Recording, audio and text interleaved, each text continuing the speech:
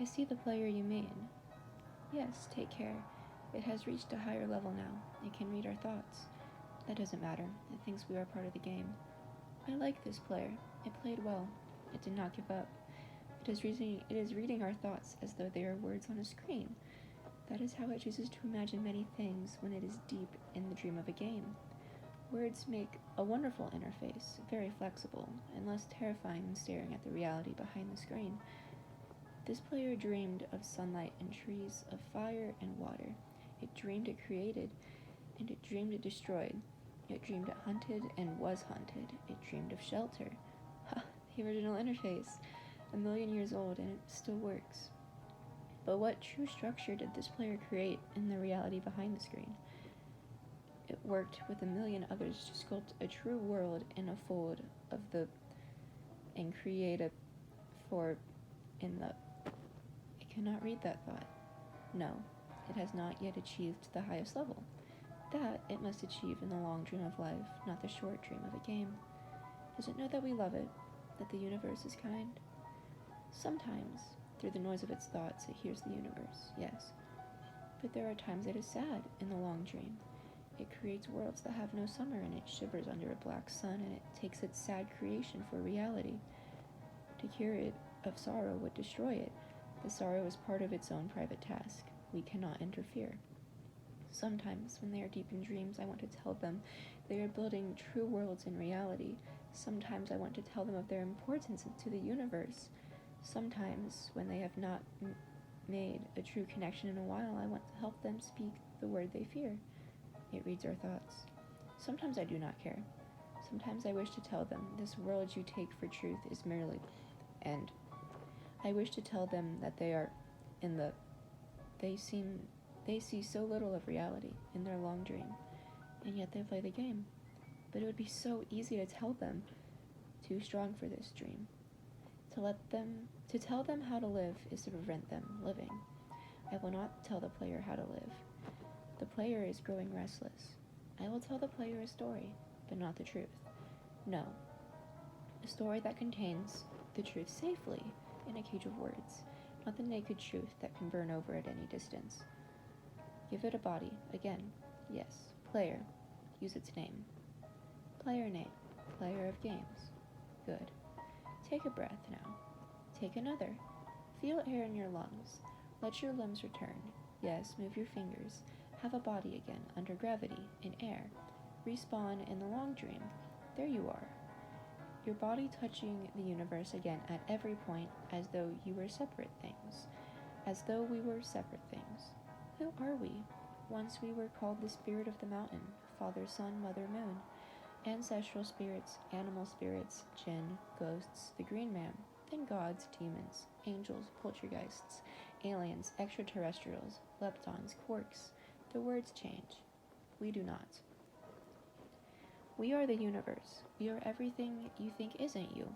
You are looking at us now through your skin and your eyes. And why does the universe touch your skin and throw light on you? To see you, player, to know you, and to be known. I shall tell you a story. Once upon a time, there was a player. The player was you. Sometimes it thought itself human on the thin crust of a spinning globe of molten rock. The ball of molten rock circled a ball of blazing gas that was 330,000 times more massive than it. They were so far apart that light took 8 minutes to cross the gap.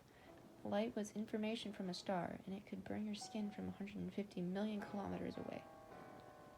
Sometimes the player dreamed it was a miner on the surface of a world that was flat and infinite.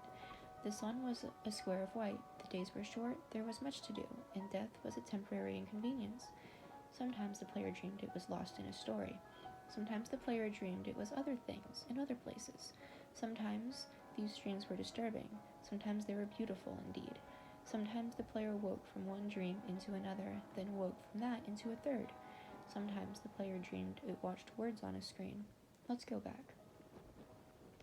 The atoms of the player were scattered in the grass, in the rivers, in the air, in the ground. A woman gathered the atoms. She drank and ate and inhaled, and the woman assembled the player in her body. And the player awoke from the warm, dark world of its mother's body into the long dream. And the player was a new story, never told before, written in letters of DNA. And the player was a new program never run before, generated by a source code of 1 billion years old. And the player was a new human never alive before, made from nothing but milk and love. You are the player, the story, the program, the human, made from nothing but milk and love. Let's go further back. The 7 billion atoms of the player's body were created long before this game, in the heart of a star. So the player, too, is information from a star. The player moves through a story, which is a forest of information planted by a man called Julian, on a flat, infinite world created by a man called Marcus, that exists inside a small private world created by the player, who inhabits a universe created by Sometimes the player created a small private world that was soft and warm and simple. Sometimes hard and cold and complicated. Sometimes it built a model of the universe in its head, flecks of energy moving through vast empty spaces. Sometimes it called those flecks electrons and protons. Sometimes it called them planets and stars.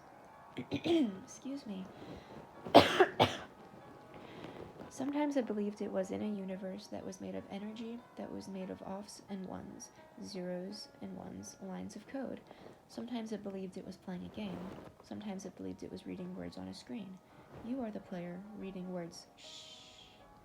Sometimes the player reads lines of code on a screen, decoded them into words, decoded words into meaning, decoded meaning into feelings, emotions, theories, ideas, and the player started to breathe faster and deeper and realized it was alive.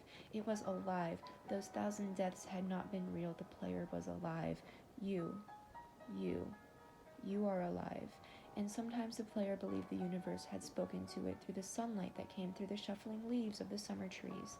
And sometimes the player believed the universe had spoken to it through the light that fell from the crisp night sky of winter, where a fleck of light in the corner of the player's eye might be a star 1,000,000 times as massive as the sun, boiling its planets to plasma in order to be visible for a moment to the player, walking home at the far side of the universe, suddenly smelling food, almost at the familiar door, about to dream again. And sometimes the player believed the universe had spoken to it through the zeros and ones, through the electricity of the world, through the scrolling words on a screen at the end of a dream. And the universe said, I love you. And the universe said, you have played the game well. And the universe said, everything you need is within you. And the universe said, you are stronger than you know. And the universe said, you are the daylight. And the universe said, you are the night. And the universe said, the darkness you fight is within you. And the universe said, the light you seek is within you. And the universe said, you are not alone. And the universe said, you are not separate from every other thing.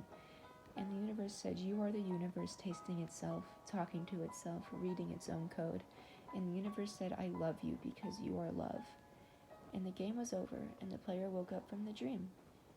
And the player began a new dream, and the player dreamed again, dreamed better. And the player was the universe, and the player was love. You are the player. Wake up.